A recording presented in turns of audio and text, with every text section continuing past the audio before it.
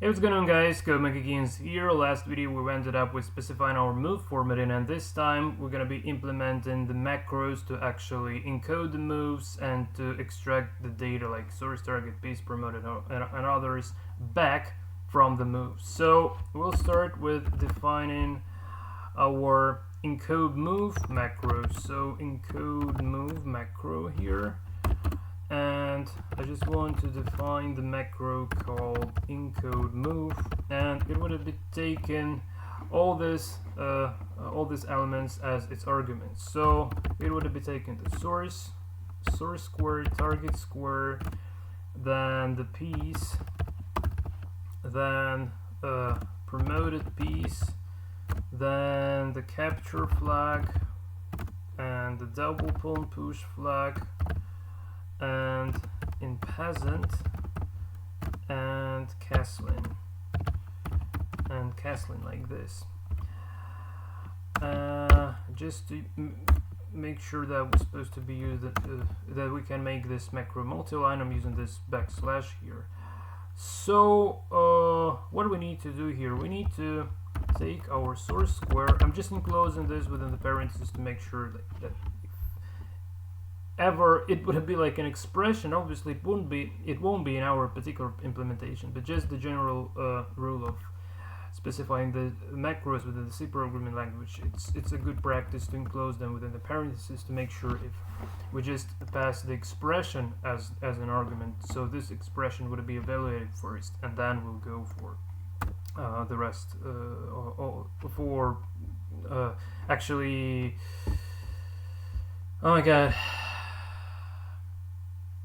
executing the logic of the macro itself. So we need to bitwise OR this with the target square, and before that we need to left shift the target square to, so like we're just taking target square and left shifting the bits to the number 1, 2, 3, 4, 5, 6 bits left, and then we're taking the piece and we need to left shift the piece to 4, 3 multiplied by 4, 12, and then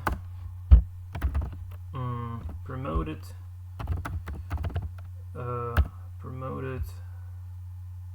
and left shift to 16, right? So 4 multiplied by 4, so 16 bits left, shift, and here 16, so this is gonna be 20, so capture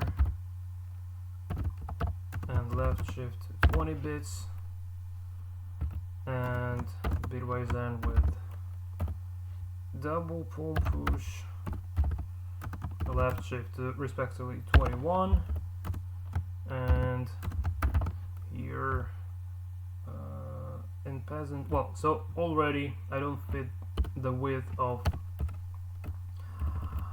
I don't fit the width of the screen, so this is what I'm supposed to be doing here, just providing the new lines for every single line like this.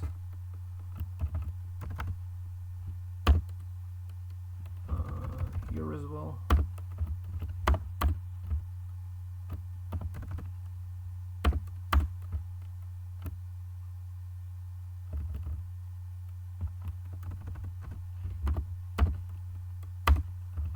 So double pawn push now in peasant, left shift 22, right? 20, 21, in peasant 22, and castling 23. Castling left shift 23 bits. Even though we don't need this, just to make it a little bit prettier from the readability perspective, I just end this backslash, but obviously we don't need this in order to get it compiled. So let me just try to open the terminal in the current working directory, and by typing make debug I want to build the source, and if it compiles, I want to run the BBC binary executable. Okay, so seems like the macro getting compiled, which is good. So also we need to define a set of macros to actually being able to extract every single element from the move, every single item. So here, let's say extract sorry guys, extract source square. So in order to do this, so let's say define get move source, and it would be taking the move as an argument, and here we need to say move bitwise ended with this constant. Now why? Because we just need to bitwise end with this hexadecimal 3f, or in binary this is like 63, to erase all the bits that are not available, and we'll need our oh my god, we'll have our source square in return after this bitwise operation. So let me actually try to demonstrate you this. This is something similar that we've been doing already in the previous part. So anyway, we're gonna be testing this, so yeah, let's also provide some sort of a testing framework here. So I just want to get rid of this stuff here, and move would be equal to encode move. And so let's try the source square, like let's say E2, E4, the piece would be white pawn, promoted piece, no promoted piece, and all the flags would be equal to 0 here. Okay, target square and declared. Oh, that's, yeah.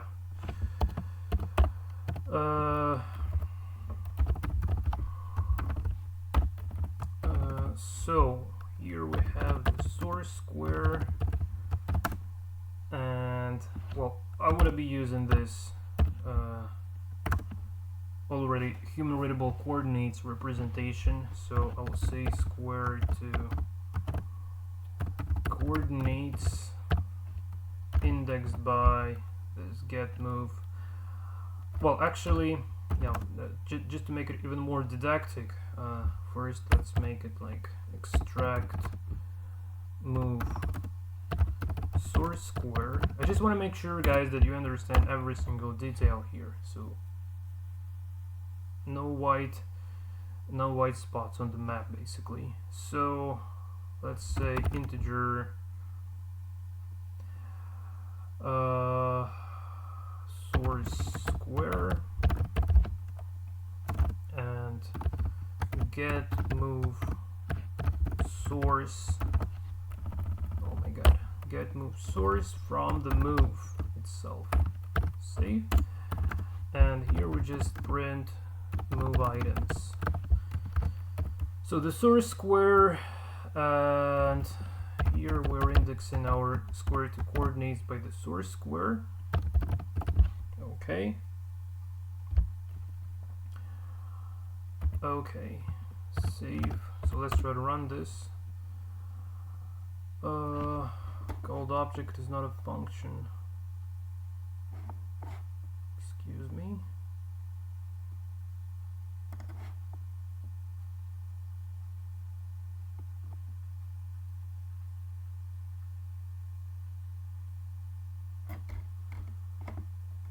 One, two, three, four, five, six, seven, 8. 1, 2, 3, 4, 5, 6, 7, 8. Okay, guys, I'm not sure. Okay, sorry. I just got what's the point here. I forgot to bitwise OR them, obviously. Yeah, this very last bitwise ORing. Yeah, obviously. So okay, good, e2. So let me have a new line here. So we get the source square equals to e2. So well, let's actually not get distracted by our FEN stuff on the board. So we get the source square equals to e2. So here we did specify the e2 as the source square, and when we just initializing or extracting our source square using the get move source macro and passing this move as an argument to the get move source macro, we're getting this expression. We're getting this macro being replaced with this sort of an expression, and the evaluation of this expression equals to the equivalent of the e2 square index, and we just print this. Okay, so the next thing to consider, we need to extract target square.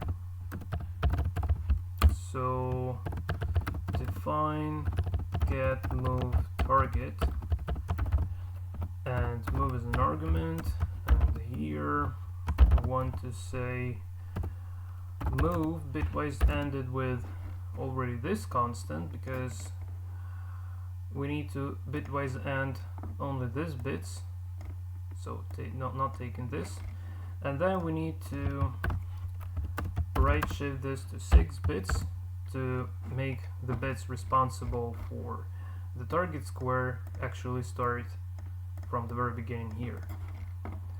So just like was shown in the previous part basically. So now let's also create int target square equals to get move target and the move, and also let's print this as well. So the target square and target square here. So it should print e4, excuse me, target square undeclared.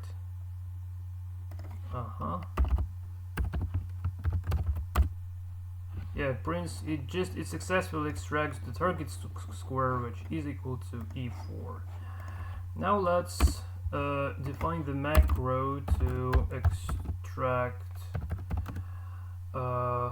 piece. So define get move piece, and move is an argument, and here move bitwise ended with respectively this constant. So all about the same here, and right shift to how many bits? Right shift to 4 multiplied by 3 to 12 bits. Okay, like this. So let's now create, well, let's say extract move items just in general, and here in piece would be equal to get move piece. By the way, I'm gonna be reusing this code later on within the make move function, so it's not a big deal that we're printing this just right now. I will just command this, and then when the time comes, we'll just make use of this code. So it's not only for testing purposes or demonstration purposes. I would be reusing this code obviously. So get move piece and move, and here printf and piece, and well, let's start with the decimal representation. So just to print the piece like this, so piece equals to 0, which means the wipe one, but I'm sorry, but if you want to if you want to actually print this as well, on Windows this would be the Unicode character, on Linux this would be on Windows this would be the ASCII character, so like this, and I can say ASCII ASCII pieces. I'm not sure how I call that. And the piece should print the uppercase P now. Yeah, uppercase P stands for pawn, but I'm on Linux, hence I would be using my Unicode pieces. And just to print the pawn here. Okay, so the next thing we need to extract promoted piece. So now let's try to change this to say E7 to E8. Piece moved is pawn, and we'll try to promote to white queen like this. So here define get move promoted and move bitwise ended, well I guess F and 4 zeros, right?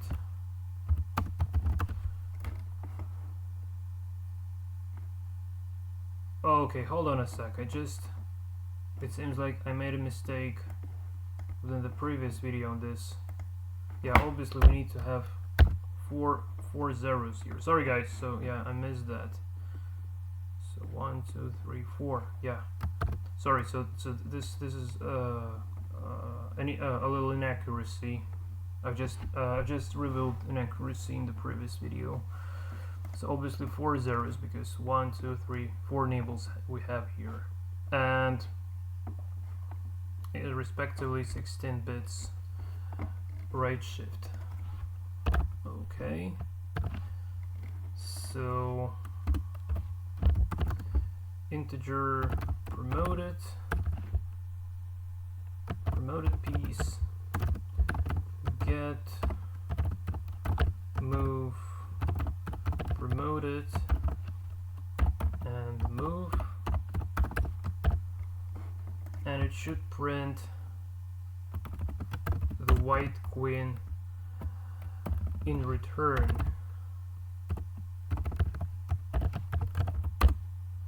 Yeah, so it extracts the white queen, which means that it has been encoded and extracted correctly. So this macro is gonna work. Okay, so what's next? Now we go into our flags. But as far as we don't really need the particular values of flags, I'm just thinking, so probably we don't even need to right shift them. We can just simply bitwise use the bitwise AND operation, and that's it. So let me think a little bit. Just in previous hexadecimal 88 series, I was actually first right shifting all the values and then went for bitwise AND in them with the move. No, not with the move, but with this constants. But here it seems like we don't even need this, because we first bitwise ANDed with the constants. Well, in previous it was bitwise ANDed with both source square and target square were bitwise ANDed with this like constant. It was a little bit different because one more bit was occupied for hexadecimal 88 indices have bigger values compared to 63, but okay, that doesn't really matter that much, so just forget what I've just said. So let's try to extract capture flag.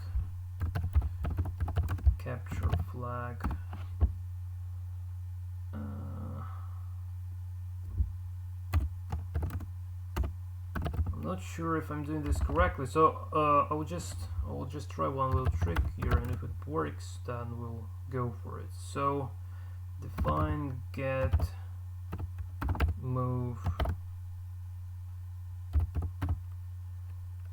promoted. Oh my god, get move capture. Get move capture move. So what we need to do obviously is actually we need to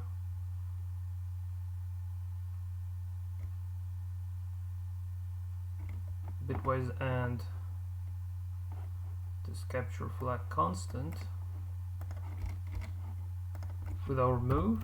So, and I think that, like, yeah, if it equals to true, then just return 1, and otherwise return 0.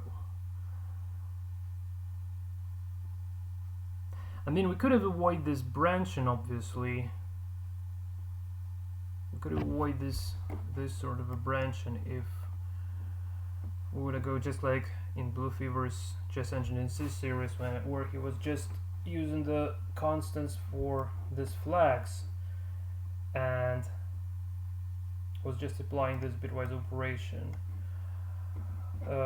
within the code itself. But I don't really want to go for those complications, and I just want to enclose everything within the macro. So let me just try this approach, and if it works, I can already see like all those critics from chess programming gurus saying that this is bad from the performance perspective. But again, like I'm more like him in the novice auditory, and I would sacrifice the performance for the didactic purposes and to make code even more clear.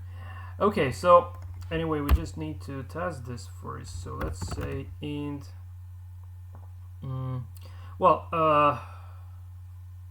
actually we don't even need to create variables here.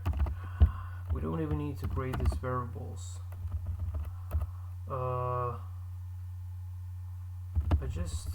I'm just wondering if I can printf capture flag and decimal and the new line and get capture flag and move like this. Now it should print me a 0. Excuse me, get capture flag. Oh, get move capture, sorry. Get move capture. Or, well, I could also you call it like get capture flag.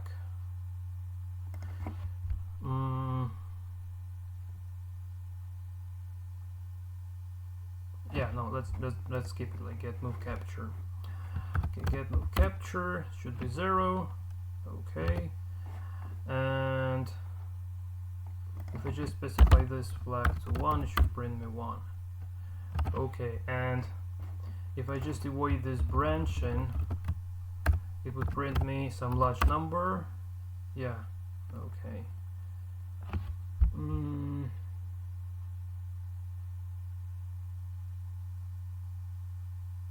Okay, I will probably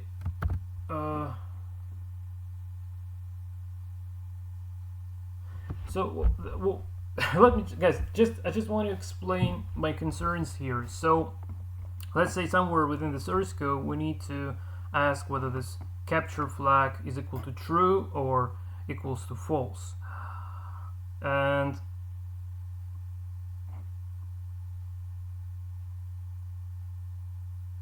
so we would be printing like, say, if get move capture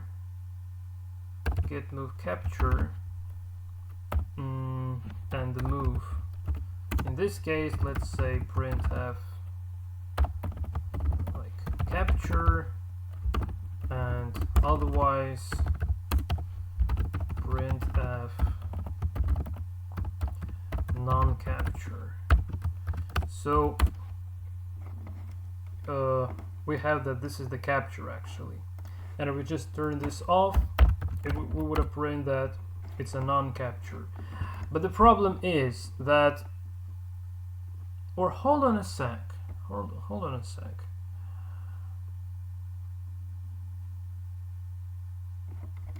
So this branching.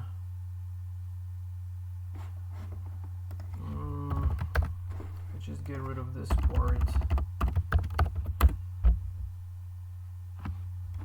Non-capture, and here it's a capture. So yeah, this is the point actually, what I wanted to tell you, that as far as we're supposed to be dealing with some branching, some conditional branching within our source code, let's say in the make move function, then it's literally enough to evaluate this expression without returning either 1 or 0 within this macro, because if it's a non-zero value, this means that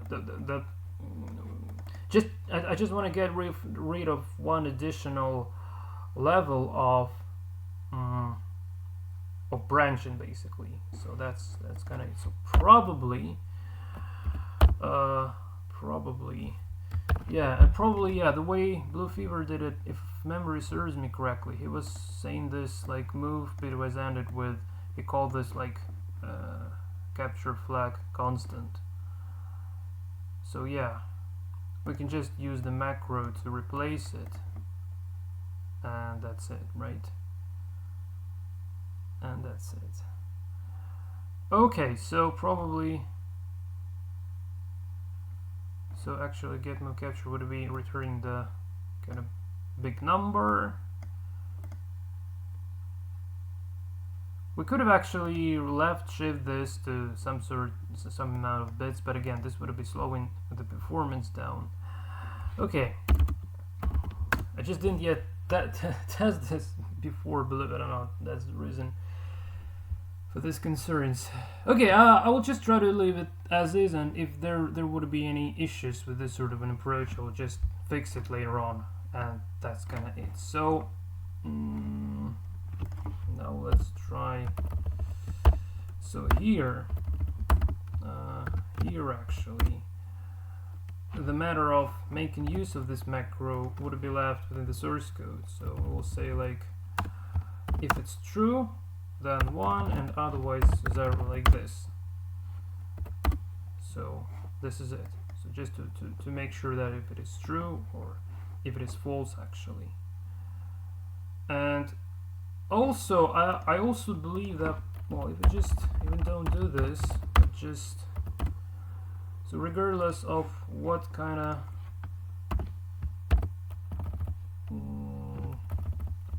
squares we use, the constant should always be the same.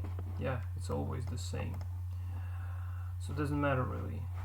Okay, but again, like as far as flag assumes some sort of a binary representation, I'll probably leave this in. At least within this test, it's like so 1, otherwise 0. Okay. I hope this should be enough.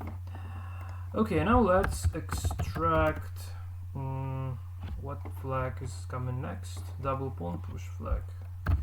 Double pawn push flag. So define get move. Let's call it just get move double.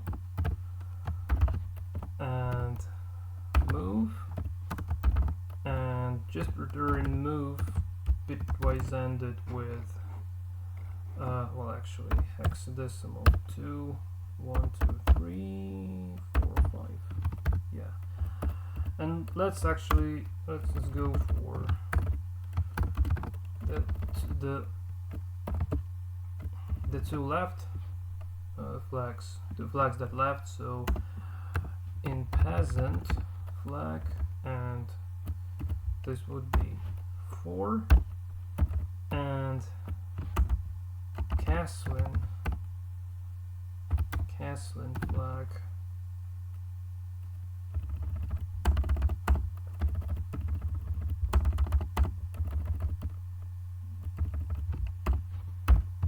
this would be 8, right? Okay, and let's also make sure it still composes and runs. What? Oh, just forgot to change the name. So get move double, get move in peasant, and get move castling or castle or castling. Now I call this here castling. Okay, so let it be castling. Okay, so capture flag is equal to 1. Now double pawn push flag, get move double, get move in peasant,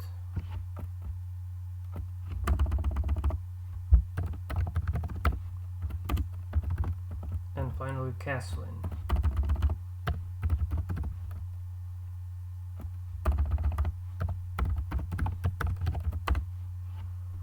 Okay, so got these flags equal to 0, so let's try to turn them on one by one. Okay, so in peasant, so double pawn turned on, in peasant turned on, and finally castling, try to turn them on. And regardless of what kind of values we have here,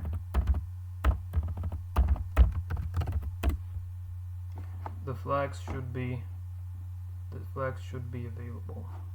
Okay, so this is kind of it. So let's actually drop back to encoding some real move. So d7, d8. This is the white pawn, say queen in, and it's not a capture. It's not a double pawn push. It's not an in peasant, and it's not a castling move. Okay, so square d7, source target d8, piece white pawn, promoted piece white queen, and all the flags equal to 0. Okay, yeah, and let's say if it goes like d7 to say e8, and assuming that it's capturing something, then we'll have d7, e8, pawn, queen in, and we get this capture flag. Okay guys, yeah, this seems to be quite pretty fine at the moment.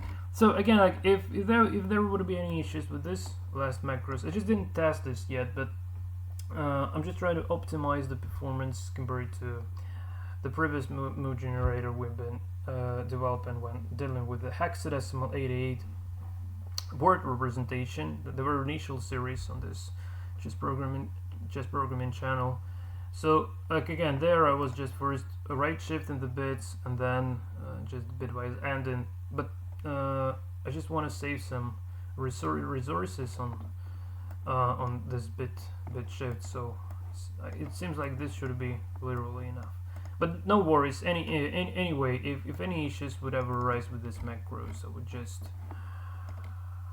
would just fix them, and that's it. So it's not gonna be a disaster anyway. So the move generator would definitely work because I've been already testing this, and I'm 100% sure that it would actually work.